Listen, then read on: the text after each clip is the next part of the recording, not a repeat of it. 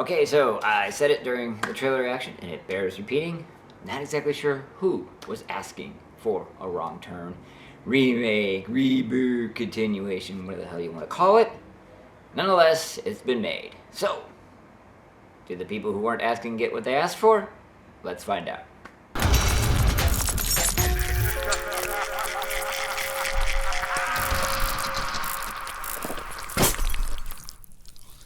Alright, gotta let everybody know it's gonna be a spoiler-filled review, so if you haven't seen it yet, go check it out. And the wrong-term premise is the wrong-term premise.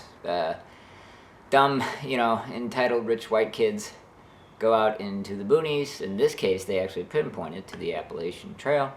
Go off the trail, encounter redneck hillbillies, and hilarity ensues.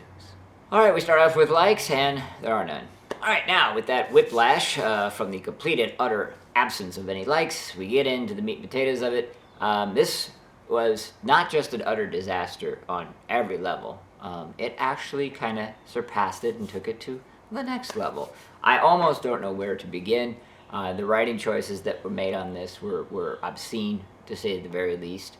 I don't know how they got Matthew Modine to be in this. I was lucky enough to actually have dinner with Matthew Modine one time, and what I got from him was a very, very profound sense of integrity for the art of acting and filmmaking. And that, whereas his acting was quite good in this film, if he had read the script, I don't understand why he thought he should be associated with this in any way, shape, or form. So let's start, wow, I don't even know where, but okay, so, okay, here we go. So, our final girl, and her gang of dudes. And so we start off by the writer checkmarking every political correct BS box that he could think of. Interracial couple, check. Gay couple, check.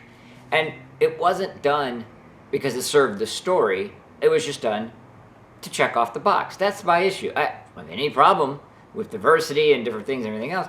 As long as they're there for a reason that isn't just like, oh, I need to check off all these boxes. And I say that because as we get a little further into this, you'll understand that this is just a film that was written from, oh, I have to grind this political standpoint act, regardless of plot, character, interesting, fun, entertaining, blah, blah, blah. They're all at a Redneck Bar, and, Joe, redneck pickup truck boy with the Don Deere hat, or whatever the hell hat it is, gets in their face and basically says to them they've never worked a day in their life. And they've never worked a hard day in their life. And they're all ashamed, except for her, right? Final girl decides she's going to stand up. She's like, that's not true. These two gay guys over here, they're opening a bistro. Okay? And her boyfriend here, well, he does civic planning for a nonprofit, of course. Check, check, check. Now, here's the deal. Redneck guy is talking about hard manual labor,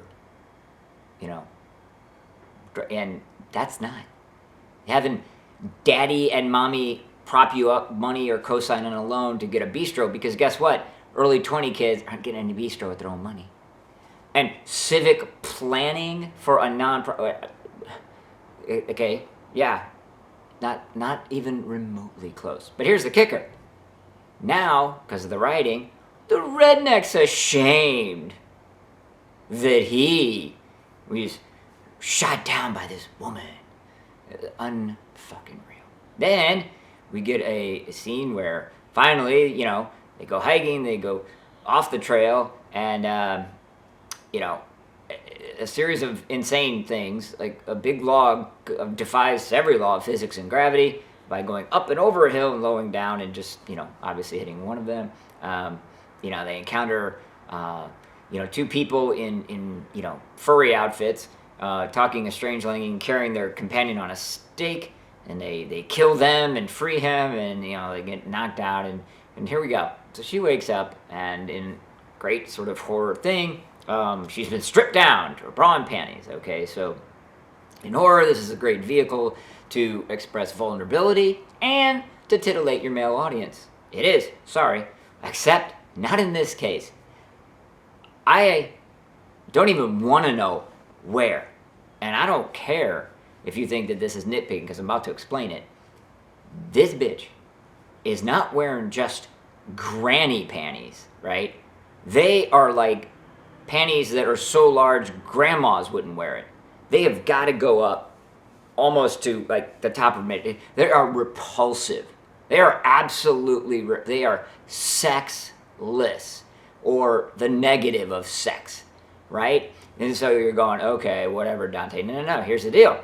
Not too much later, she's faced with the prospect of her boyfriend getting his eyes gouged out, and instantly, I mean, without a hesitation or pause, says, essentially, okay, well, you've got some guys around here that need to get married and fuck a woman, so I'll be it.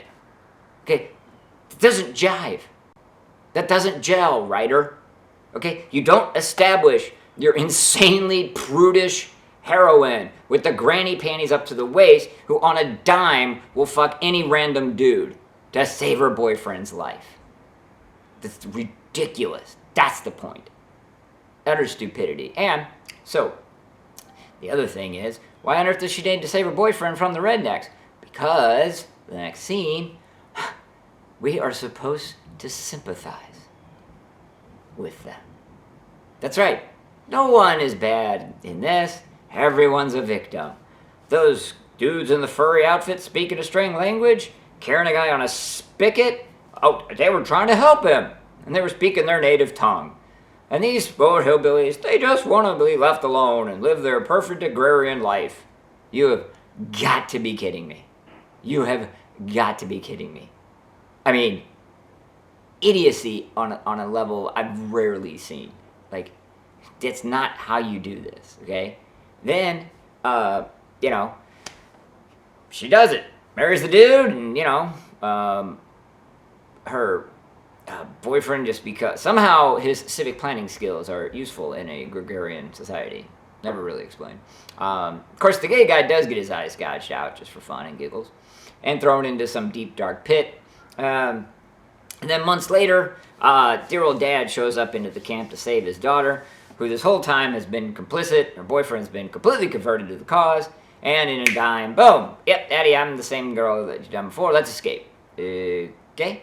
And, this little girl here is going to help us out, because she's an innocent little girl, and we're going to go through this tunnel, and it's going to take us by where all the people who have had their eyes stabbed out live, including the gay guy, although there's no food or water anywhere.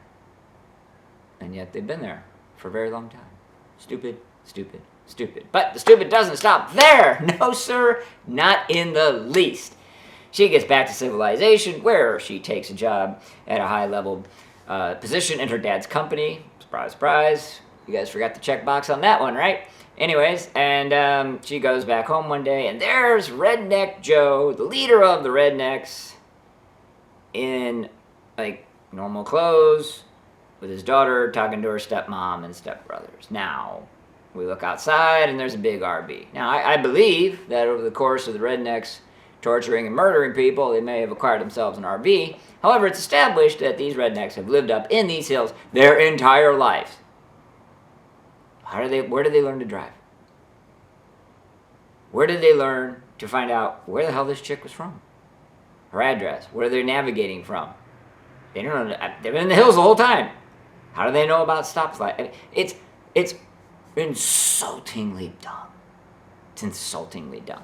And then, the icing on the cake, she finally decides, okay, if you spare the stepmom, who I don't like, and the two stepbrothers I don't like, and I'll go away with you in your RV. Okay? So we hop in the RV, and, drives away, credits are rolling, it's still driving away. Why are we watching the van drive away? Oh no, look there, it's just curved and crashed into a tree, and out she comes with a knife from nowhere, stabbing everybody. And then she grabs a little girl by hand, and they start walking to the camera at the end. I am not making that up. Not making that up.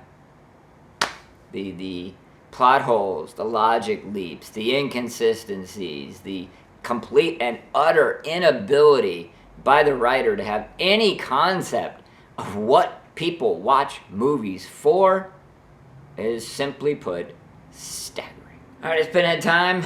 My man, the Big G, you'll totally agree with me, especially because you don't have opposable thumbs, do you? So go back and look. I think he has opposable thumbs. Nonetheless, this is a big fat zero. Skip it. Save your time. All right, so let's start a little support group here. For those similarly afflicted by having watched this film, please vent in the comment section below. You'll feel better. For those of you who haven't, thank us in the comment section below for helping you save 2 hours of your life.